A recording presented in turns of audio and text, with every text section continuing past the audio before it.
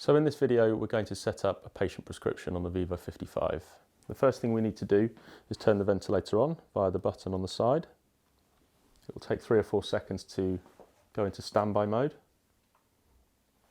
Okay, so at this point, we can actually see that the Vivo 55 is in the home mode. So that's just denoted by the padlock on the main screen there. So to unlock the device into the clinical mode, what we need to do is press the left and right buttons, press and hold them together until the progress bar completes. The ventilator is now into its clinical mode. So to set up the patient mode, we press the left-hand side of the menu buttons across the bottom of the screen. So this one says mode above it. We're going to look now at how to set up a patient prescription on the Vivo 55. So if you look at the screen on the underside, you have 5 buttons across the bottom here. So the first one is mode, and then setup, and then alarm, and then monitoring, and then the others menu. So what we need to do first is go into the mode section.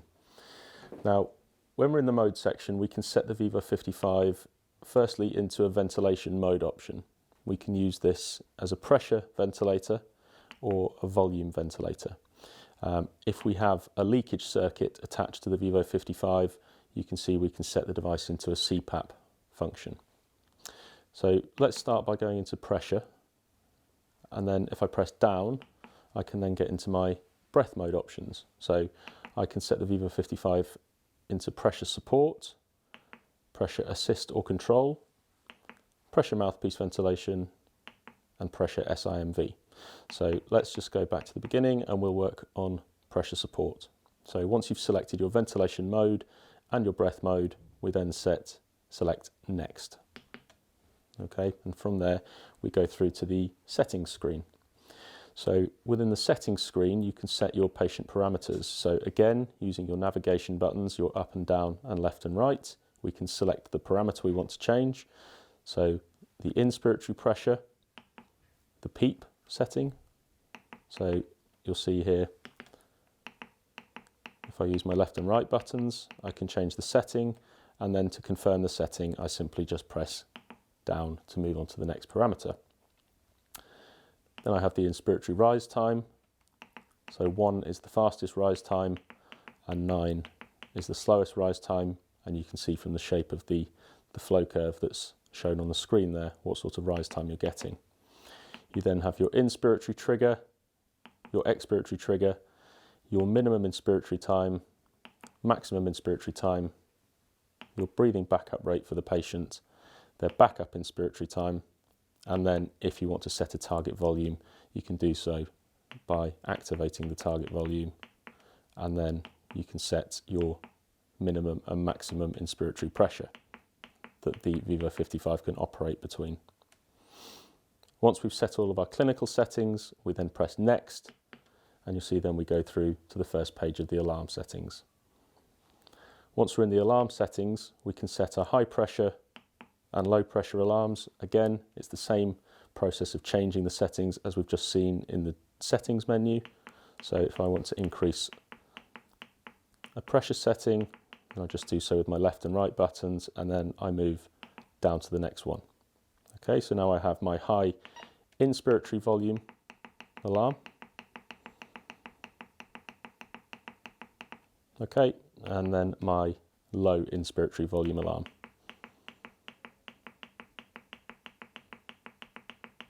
So for example, if you want to deactivate the high and low volume alarms, just make sure that the low volume alarm you set downwards to 0, and the high volume alarm you set up to its upper limit of 3,000 millilitres.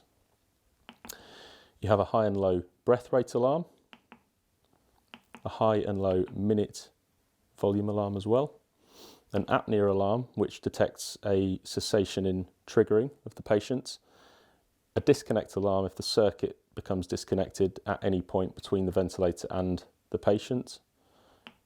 You have a rebreathing alarm, which I would advise you set to on, and then in this situation where either the leakage port or the active valve in the circuit has become obstructed or is not functioning properly, then you have a rebreathing alarm to let you know that the patient is potentially rebreathing their CO2 that they're expiring. You also have an obstruction alarm which will detect any blockages in the circuit. Okay, so once you have set all of your alarms, then again we press the next button at the bottom, and now the Vivo 55 asks us to set either an exhalation valve circuit or a leakage circuit, as you can see there. So generally for these COVID-19 setups, the non-invasive circuits that we'll be using will be the leakage circuits, and where possible the invasively ventilated patients will be using the active exhalation valve circuits.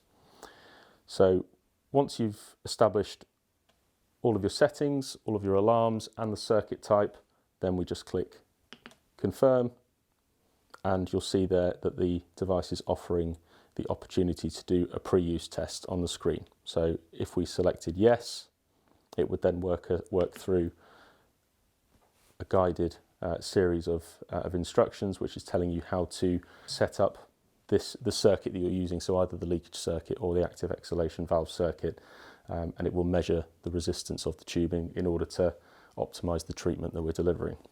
Okay, I won't run through the pre-use test right now. We can do that a little bit later if needs be. Okay, so now we're going to have a quick run through some of the more advanced monitored alarm values on the Vivo 55. So what we need to do is press the alarm button across in the middle at the bottom of the screen.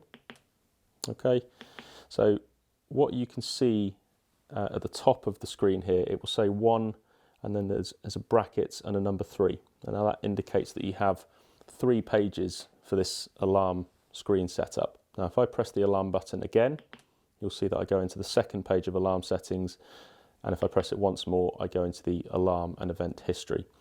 So we've had a look at the primary alarm settings on the first page, so let's just have a look at what we've got on the second page of the alarms. So as I go down through this list, I have a high and low PEEP alarm. Okay, so you probably won't be setting this for these patients, but what we do have are the accessories for the SpO2 monitor. So you may wish to set a high and low SpO2 alarm setting if required.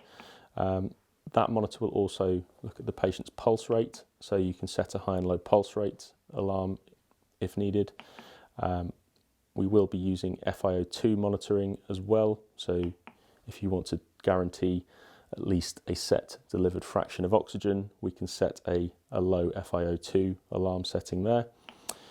And we are using the Untitled CO2 sensor, so we can set a high and low Untitled CO2 alarm value and also a high inspired CO2 alarm setting if needed. Again, the way that you change these alarm settings is identical to how we've set the device up and changed the first page of the alarms. You'll see that you use the left and right buttons to change the setting, and then up and down to toggle through the list. All right. And then if we press the alarm button once more, then we would come into the alarm event history, which will give you a brief summary of everything that's happened with the device. So whether it's been switched on, off, treatment has been started, treatment has been stopped, all alarms that have been triggered during treatment as well. So you can go back and review what has been happening with that individual patient.